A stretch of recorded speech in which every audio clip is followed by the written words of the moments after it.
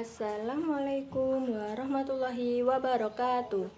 Perkenalkan, nama saya Amanah Rasuli dari kelas 11 MIPA 5 absen 3. Di sini saya akan menceritakan biografi singkat tentang pahlawan wanita pertama yang memperjuangkan kemerdekaan Indonesia, yaitu Martha Christina Tiahahu.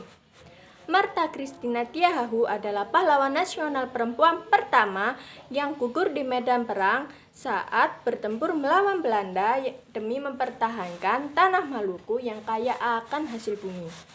Ia lahir di Nusa Laut, Maluku pada Sabtu 4 Januari 1800 dan dibesarkan seorang diri oleh ayahnya yang bernama Kapitan Paulus Tiahahu, yang merupakan salah satu kawan baik dari Thomas Matulesi atau Kapitan Patimura yang gambarnya ada di uang 1000.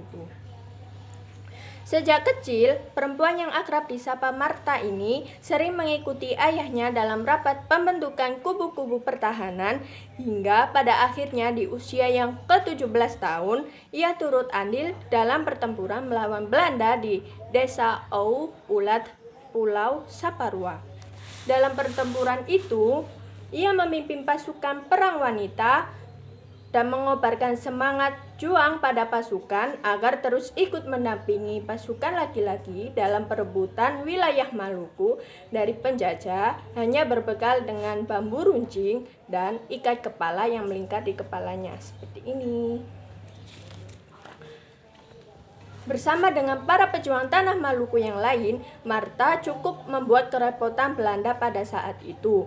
Pemimpin Belanda yang bernama Richmond pun tewas tertembak dalam pertempuran, membuat Belanda semakin sengit dalam melancarkan aksinya. Dengan persenjataan yang lengkap, pasukan Indonesia berhasil dipukul mundur dan beberapa pentolan pasukan ditangkap untuk dijatuhi hukuman mati, termasuk ayah Martha yang bernama Kapitan Paulus Tiahahu. Mendengar kabar eksekusi yang akan dilakukan Belanda terhadap ayahnya, Martha pun berusaha untuk membebaskan ayahnya dari hukuman yang dijatuhkan. Namun usahanya sia-sia. Ayah Martha pun meninggal dalam eksekusi yang dilakukan Belanda terhadap beberapa pejuang Indonesia di tanah Maluku yang berhasil ditangkap. Sepeninggal ayahnya, Martha pun digiring bersama pejuang lainnya yang tertangkap untuk dipekerjakan secara paksa atau kerja rodi di perkebunan kopi yang ada di Pulau Jawa.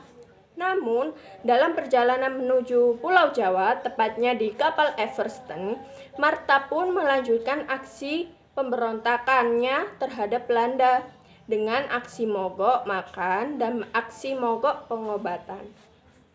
Dalam aksinya ini, akhirnya Martha pun meninggal di perjalanan menuju Pulau Jawa pada tanggal 2 Januari 1818.